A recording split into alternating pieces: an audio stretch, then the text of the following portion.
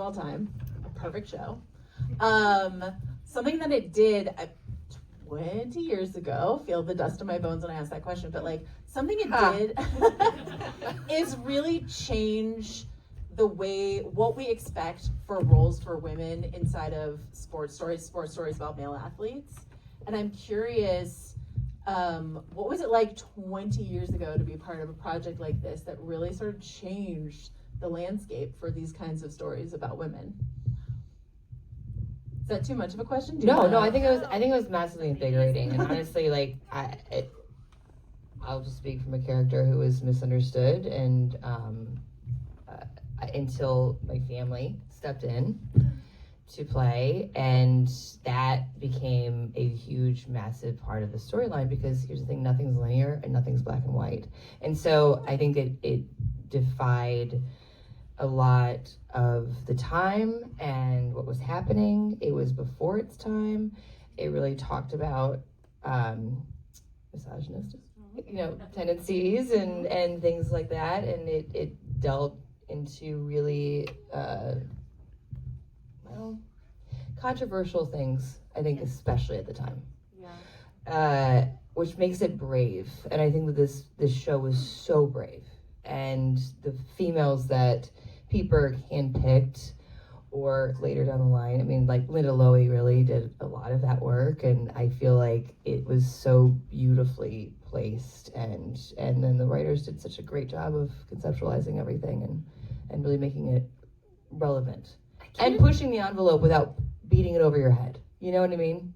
Yeah. I can't think of a thing that we didn't talk about nowadays. There's abortion and rape and domestic violence and drug use. Like, there's not a topic, especially for the time, that we didn't really hit. Yeah, and it wasn't melodramatic. I mean, it was so authentic, and so you just feel like you're looking in someone's living room, and everyone knows someone, or they themselves have been through it, and so it's at this level of authenticity that we can, it doesn't matter where you're from.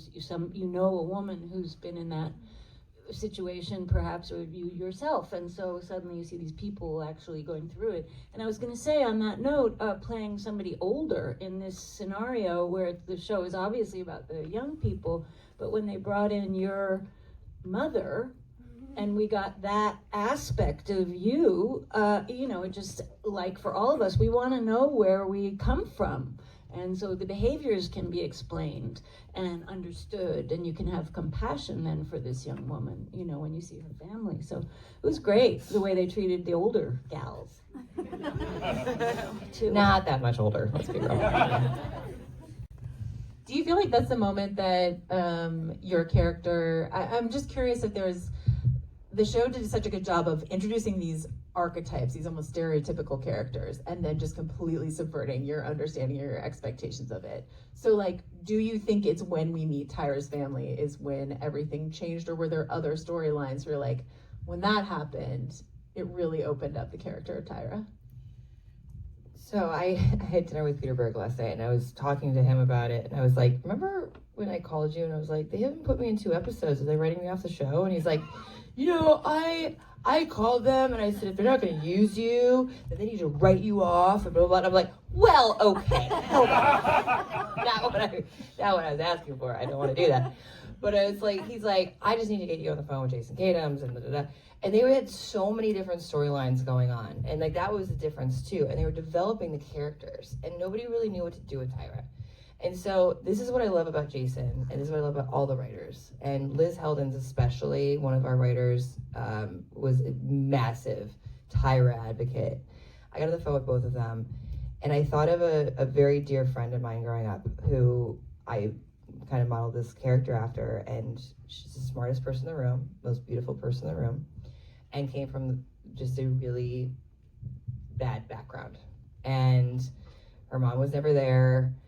We were younger than teenagers, and she was taking care of her little sister. And I just thought of, like, this is the compassion that you have for somebody when you have a story. And they came up with, like, this beautiful backstory. But that's what I loved about the show, and I loved about the writers, was that it was so back and forth, and it was a collaboration. We talked to Jason Katims today, and he literally said that. It's not just about a one-way street on any level. But you're right. I do believe that this is what transformed Tyra's character and transformed the character for other people watching it. Aimee, I want to ask you about this two-way street with Jason Katims. Like, is there anything you feel like, especially you brought to the table with Julie that wasn't right there on the page? I made Julie a vegetarian. True story. True story. I think the thing with being one of the younger cast members is with Julie's storyline, we really got to explore kind of growing up on the show and first relationships, and I think there was a lot of things throughout the 5 seasons that we kind of got to experience, for better or for worse. I think with Julie, you got to see her make a lot of, I'm not going to say mistakes, but we're going to say advocate for herself, try things for herself, figure out her own path, and that's kind of the full circle of Julie's storyline throughout the show, is really, you know, being in this Texas town, not wanting to be her parents, not wanting to follow that same trajectory, wanting to, you know, do something that is different and make a name for herself, and really kind of going back at the end of season 5 and really realizing, you know, how beautiful her relationship is with her parents and how beautiful that relationship is between the two of them, and wanting some sort of version of that stability and communication and love and support. And yeah, I don't know if that didn't answer your question. I don't know. It did, absolutely. And also, sorry, I want to piggyback on that, because honestly, you were 14? 16, 6. When we started, I believe you were 14, because I think you got your driver's license on the show. I had that car, that terrible purpley whatever car that I ended up crashing. Horrible. It was a stick shift that they had got this girl to drive, and I was like, I don't know, stick shift. I learned how to drive a stick shift, only to crash the car. It's fine. It's cool. There's a big difference between the age gap, which was, and you did such a great job of, I think, these storylines that you maybe hadn't experienced yet in your life. Like, I think this was such a tremendous feat, and, you know, you should be very proud of yourself. Well, thank you. Dana and Stacey, I'm curious for you as well. Did you experience that two-way street with Jason Katims? It's a little different for us. We don't get, not being a series regular, you don't get to be like, I would like to change my story. I need to have a little singing. I think she's a singer. I'm pretty sure you did that, actually. It was a two-way street. It's also a collaboration. But Dana and I always knew that our job, and we had talked about this, was to show Tyra what she didn't want to be. Like, you don't want to stay, you need to get out of this town. You need to not work at the club. You need to not be this mom. That's the fun job. We had the fun job. Yeah, that's the thing, is that I always felt like Mindy and I are alike.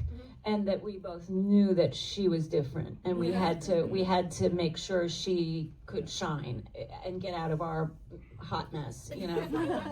And so, yeah, I didn't really speak to Katims much, but I'm sure I would have loved to. I was just very thankful every time they called and said I was in an episode. That's all I cared about. Same.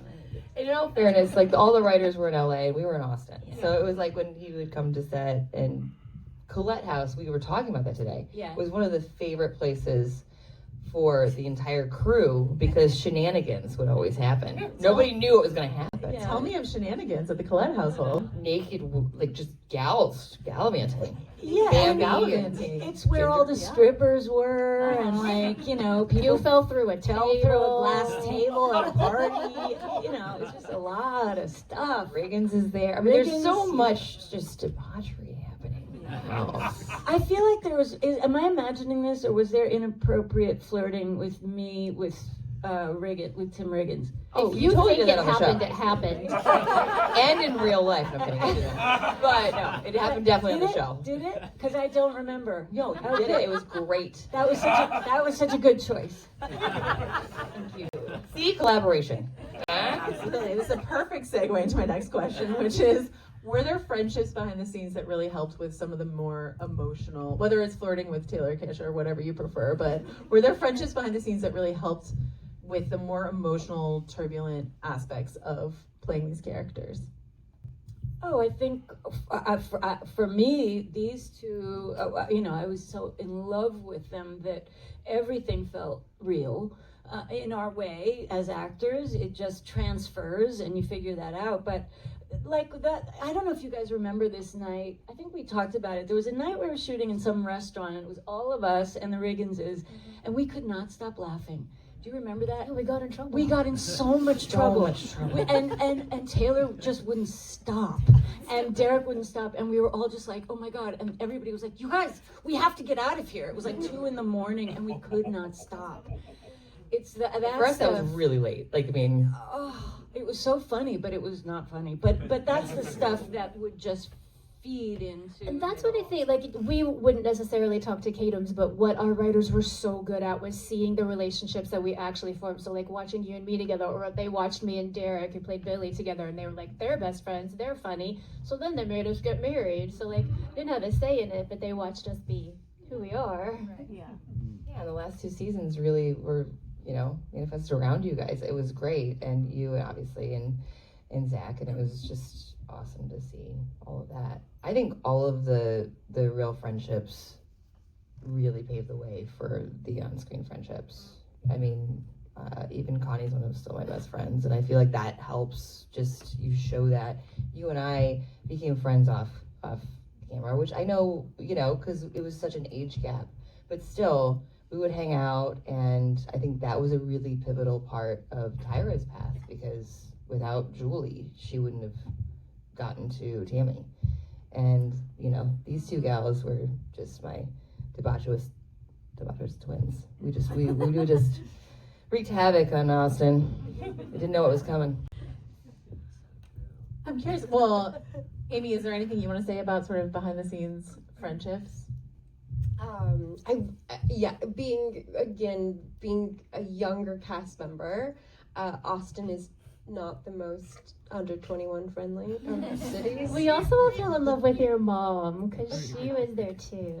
She was, yes. My mother moved out to Texas with me because I still needed a parental guardian on set to do my job. And Jesse was also, I think he had turned 18. So we lived at the same apartment complex.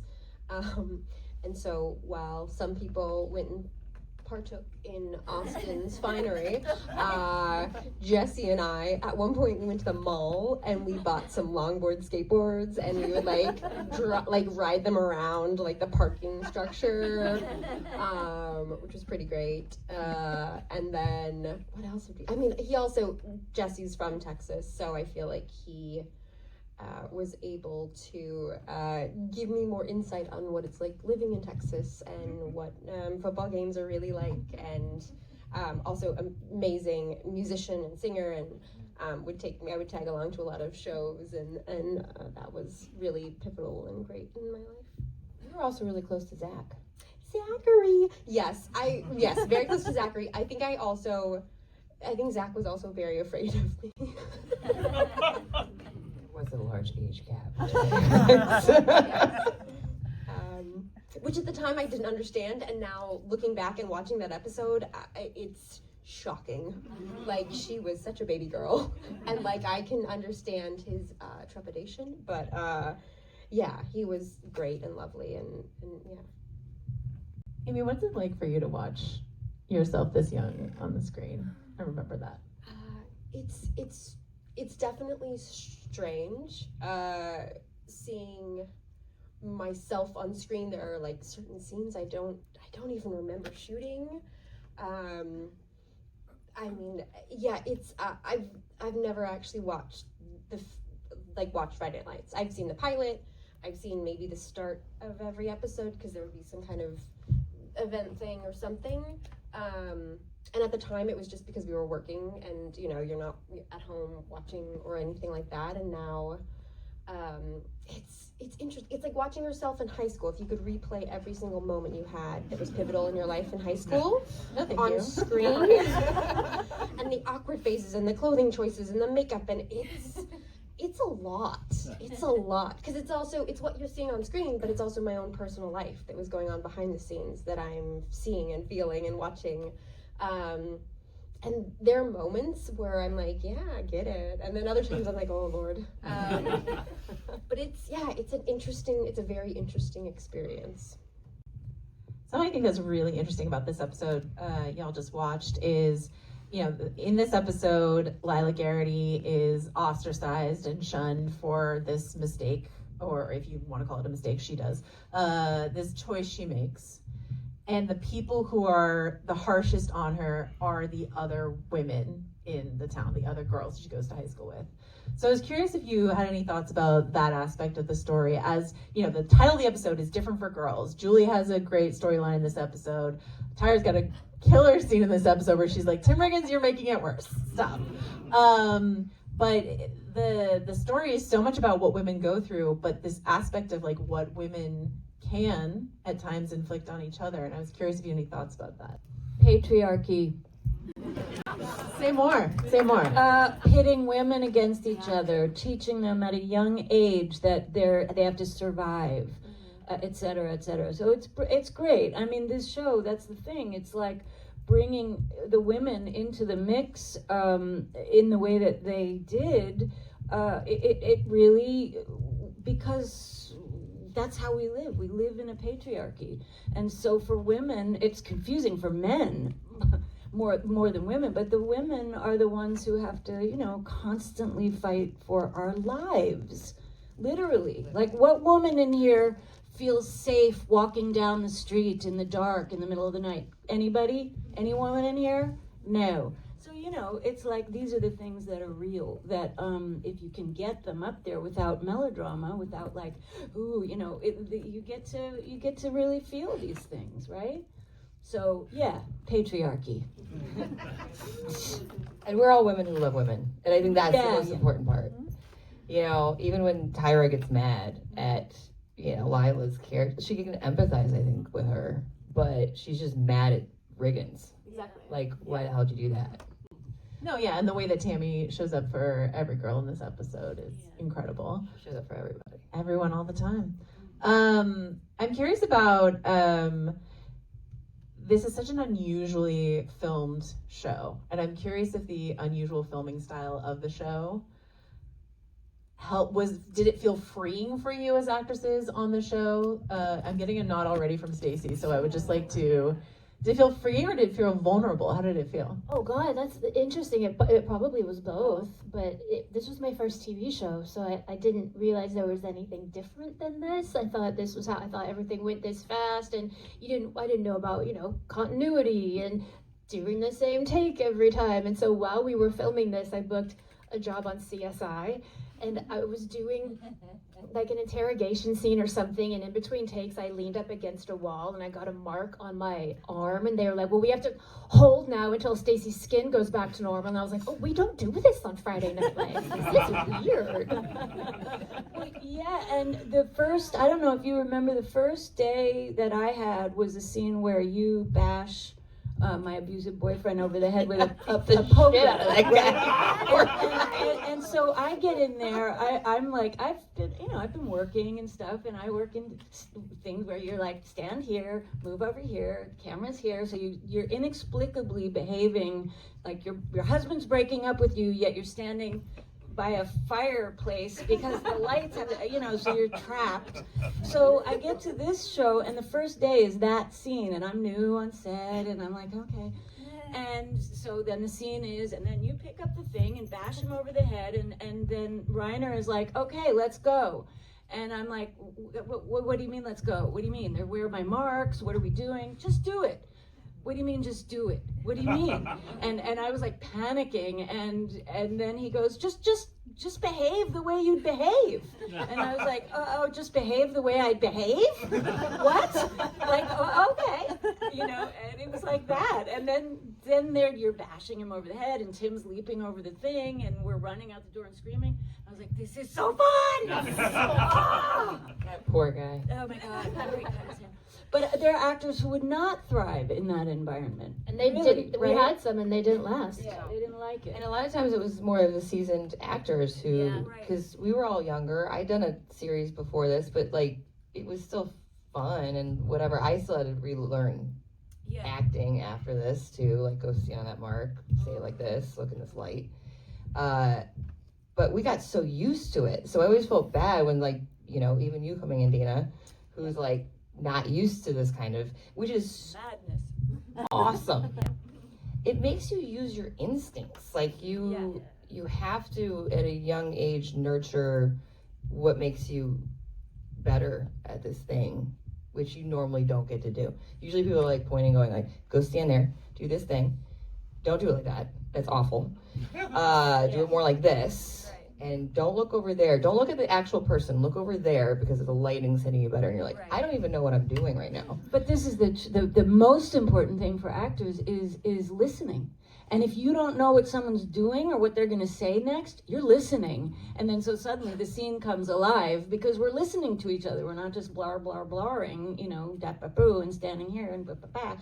I'm like, what are you saying? Like in real life, like you don't know what I'm going to say right now, and you're listening, right? So it works like that. It's fascinating. And I think that's why the show is what it is, because you're watching the human experience. You're watching people live truthfully in the moment, because if you're not living truthfully, then it doesn't work. And that was one of the things about the show. Like, it was my first show as well, and I had no idea that wasn't the norm. And going and working on another procedural in between seasons was, I think, at lunch, I went to my trailer and I just bawled. I was like getting called over by the script supervisor being like, you missed an and, there was a but there, you're supposed to do the thing, you pick up the drink then, you do the thing. I mean, 40% of our jobs now on a normal set is hitting a mark and doing a thing and remembering to do the thing and making it look normal. And it's not motivated by emotion or feeling or connection. It's motivated by something that was approved by the powers that be that you need to somehow make feel as real as possible. 10 guys in a room somewhere that have no idea what it's like to act or storytell. There was one. I won't name names, but we had one guest star who just couldn't play in our space that we had created, and we were about to shoot a scene, and she goes, last looks, and we were like, oh, honey, we don't. You guys know what last looks is, but like right before you shoot, makeup will come and touch you up, and we were like, oh, honey, this is Friday Night Lights. We don't do that. We don't do that here. It's literally 100 degrees outside. Nobody's even wearing makeup at this point. What are you talking about? Yeah, it was gooky. It was cookie? Yeah, It was cookie. It was cookie. It's a technical term. Well, so I love what you're describing, which is how basically maybe some of the younger folks on this shoot got to educate the older, more experienced actors who hadn't done it. What did you younger, newer to the biz actresses learn from the more experienced actresses on your set? Subtlety. I come from musical theater. I'm a Broadway girl. And so there were times, especially my first scene with you, there was a point where I was like, she's not doing anything. Like she's talking and we're talking, but she's not doing. And then like a couple of takes in, and I was like, oh crap, she's brilliant.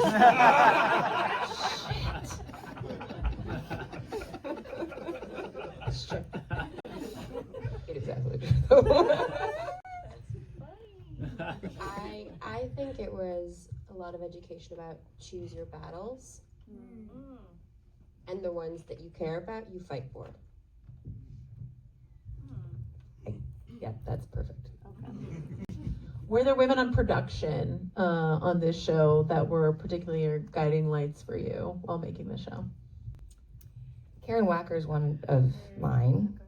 She was one of our co-producers and now a very awesome EPM.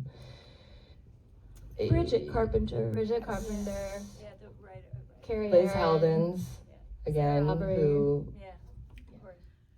They're all badasses. But they're all bad. It was a heavily male, like, run show though. For like, we had amazing women writers, but like a lot We had of actually, men. I mean, I feel like half the writing room was Allison Liddy women, Brown, actually. do you remember? Like the Yes, one, Allison Liddy Brown was a badass director. Was like the only awesome. female Blind director female. I had worked with She was awesome.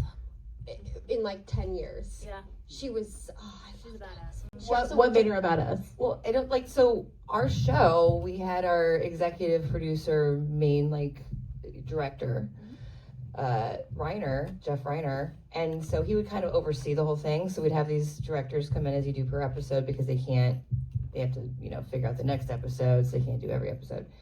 And he would just kind of oversee it, and there'd be a lot of directors who'd come in and try to like over direct. And he'd be like, nah. And these poor directors are like, what is happening? I don't understand. Am I pretty much being shunned? Am I being told, like, no? And they were. But she was specifically somebody who came in, and she did, I think, we were talking to Jason today, and he was, like, talking about this Riggins moment where she's like, if you just could look a little bit like this over here, the light will hit you, whatever. And he's like, I'm not acting on the show.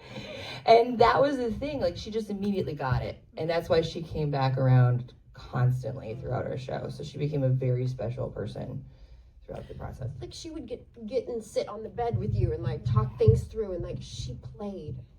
She was there to play, and I think that was the biggest thing of directors who succeeded and directors who it was not their cup of tea. One and Like done. there was definitely some at the time, like looking back on it, I'm like, whoa, that was a thing. But I didn't really understand the gravity of, I'd be like, yeah, the director doesn't know anything. And they would have their breakdown and whatever, and like, we'd never see them again, and bless them. And like, I can't imagine going into that show, into this show, as a director with the expectation of what I think is going to be expected of me of every other network TV show, and on my shot list and my, things and the actors, and trying to help, them create these moments and characters that they know so well. Like, wow. Yeah. I mean, it's kind of unfair if they weren't prepped for it. I don't know what that conversation was like prior with them, but I can't even imagine walking into this show. As an actor or a writer even, like just coming into this show, it's like, wait, we get to like talk to like actors and figuring out our characters, and we're gonna... The other thing too is that because there were 3 cameras, there were 3 DPs, and so I learned more than ever to rely on the DPs because there were 3 of them, and they're catching all these different things. So like just checking in with them as a sort of chorus, that was a huge part of it too, which was new to me. You want to talk to your DP, but three of them. And that was fascinating. That was really great. And also it gets your skill set up because you're also then aware of where they are in a way. And it was like a skill heightening experience, I think. The camera was always on you. Yeah. So like that was the thing. You never could just turn off. You Right. always had to be invested, and they would shoot literally the entire scene at once. So it's not like turn around, blah, blah, blah. It was like everything was at once. So you got to experience, that's why it was so visceral, I feel like, because people really felt like they were engaged in it. Sometimes they were snipers, and you're like, "Where's Heather? What's happening? Where's Heather? Where's the 3rd camera?" And we were in my room, and then I just see the closet door open, and she goes, "Hi," and then she closed the closet door, and it was, Talk about a badass woman, by the way. Heather is the other the badass. only female handheld camera operator I've ever worked with. Yeah. And she would always fit into like the smallest places. So you'd always end up like looking down underneath the bed, and I'm like, how did you get in there? But they would always worked with each other, and inevitably you would look into one, or inevitably you hit one, accidentally turning around or something, because we never rehearsed, so nobody knew what anybody was gonna do. So it was like it was a dance. It was a genuine dance. I love this notion of Friday Night Lights as this gauntlet show that broke people. You're like, and then that director was done with us. It was over. And we were great. All right, questions in the audience. Who has a question? Right there. Hi, Aimee, you mentioned a second ago picking your battles was a lesson that you learned. This show means so much, and it's so perfectly done. I don't want to imagine that there was ever any conflict, but what were moments that you guys actually felt like you had to dig in for? for as far as like things digging in for, like I remember as far as like, I guess along the lines of like education and learning from other actors around you, like Kyle and Connie always had this pact together, and I don't know the very specifics of it, but it was like kind of at the end of the day, we're always, you know, are gonna be there forever, and like it for each other. And I remember distinctly moments on set when they had some choices or things or storylines that they wanted. They were like, we're not doing this. And they would get on the phone very politely to Jason or the other writers and talk about things that like them in a relationship on the show and as a husband and wife and what they were portraying. They wanted to stay truthful to that. And obviously with TV, you want to make every episode have exciting turns and twists and, you know, redevelop these characters. But at the same time, there were certain things that they, from the start, had agreed that they were never, boundaries, I guess, they would never cross. And so that, to me, being able to witness that as a younger actor on set and seeing them pick and choose what were the important things, it really made an impression on me at a young age. They protected their relationship, and that's what made that show. Or is that the answer? Well, no, I'm sorry. I was just. No, I'm just, yes, no. But you had to, I mean, you really, you know, got to see and witness a lot of it. I mean, they used to meet up at Joe's Coffee on South Congress every morning. Literally every morning. And go over the script and talk and figure out how they would make it theirs. And it was like an everyday thing. Yeah. So, yes. Anyone else have a question? Right over there. As a future upcoming actor, I want to ask, what was the casting process like, as well as like how exactly did you guys cast? Audition. The thing about this specific show, I was lucky enough that Derek, who played Billy, we were friends before the show, so he knew that I had the audition to play your sister, and he goes, here's the thing, they're gonna, you think the scene is over, the scene's not over, keep going. So like we did the scene, and I did it with the director Jeffrey Reiner, and then we just kept on doing a scene, and there was a lot of improv. And so again, I talk about playing in the space, and if you could play in the space, they were like, then you were on the team. I mean, that's genuinely true. I met with Peter Berg, and that was acting class. Like, that was 101 acting class. I was so happy when I left. I was like, even if I didn't get this, I totally didn't pay for this thing. This is awesome. He's like, do it like this.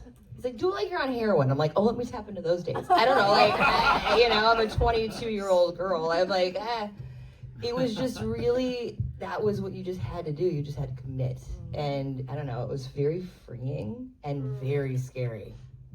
The woman that played Michael B. Jordan's mom, Angela, in her audition, it was Jeffrey again, and he goes, that's great. I want you to do the scene again, but imagine the entire time that there's a fly on the wall that only you can see, and then do the exact same scene again, because she was like strung out on drugs, and it like changed her whole character and then who she was. It's so fun.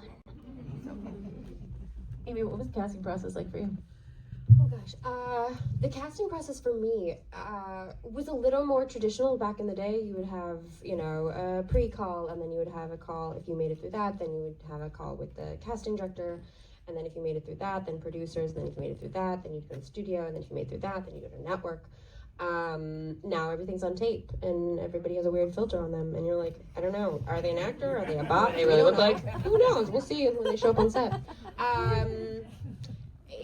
It was also a thing in the breakdowns, like essentially when you're going in for a role, it'll have a breakdown. It'll be like, this person is this age and looks roughly like this and da-da-da-da. And it was like, must have red hair, must have blue eyes, must be over 18. And I was none of those things.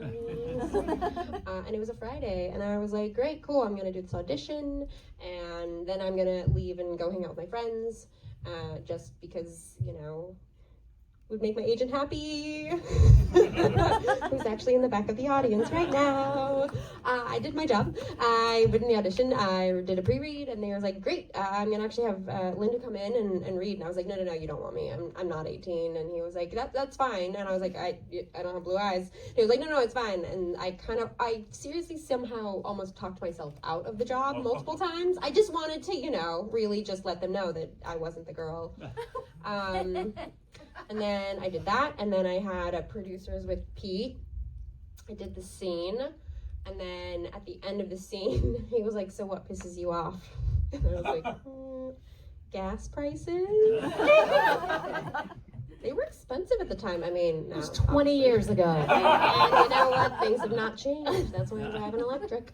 But it was talking about, like, the whole thing. It's about being in the moment and then studio and network was a whole thing. But it was really, I think, about, like, having a personality, having thoughts, having an entry point into your scenes, having an exit point. Who are you and why are you there and why are you doing this and what do you want out of the scene and out of the other character and in your life? I think that it's very easy to look at audition sides and see them as one-dimensional, but it's a whole person and character and life that you are portraying there. And Yeah, and I'll just say, for me, I was living in Austin already, and I read for a much bigger part, and read with Pete Berg, and he said, no, that part is going to, a much bigger thing, but he said, I want you on the show, and I'll find something for you. You just hang in, and I was kind of like, okay, and then this part came up.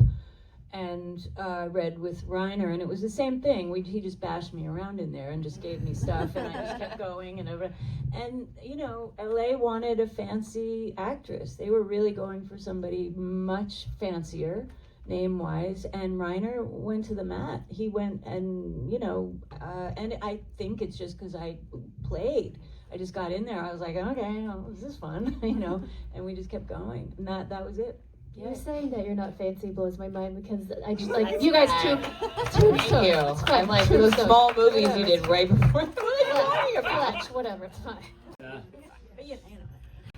We have time for one more question right there. So, first, Stacey, and you're in Derek's podcast. I loved it. So, Again, guys in the back, she said our podcast is amazing. But we had heard before, Adrianne, that there was going to be a documentary. What can you tell us about that? So I'm one of the producers on a docuseries, and actually my producing partners are in here filming this right now. There's Lee right there, actually, video. I was approached by a mutual friend who asked me if I wanted to be a part of this docuseries. And Friday Night Lights is literally the most important thing probably that's ever happened to me as far as, definitely my career is gone.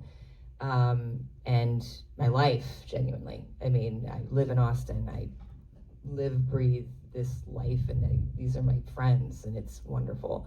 So getting to be a part of this has been life-changing. So we're just out there getting a lot of stuff and interviewing a lot of people and trying to create something that's hopefully going to be 6 to 8 episodes. So, yay.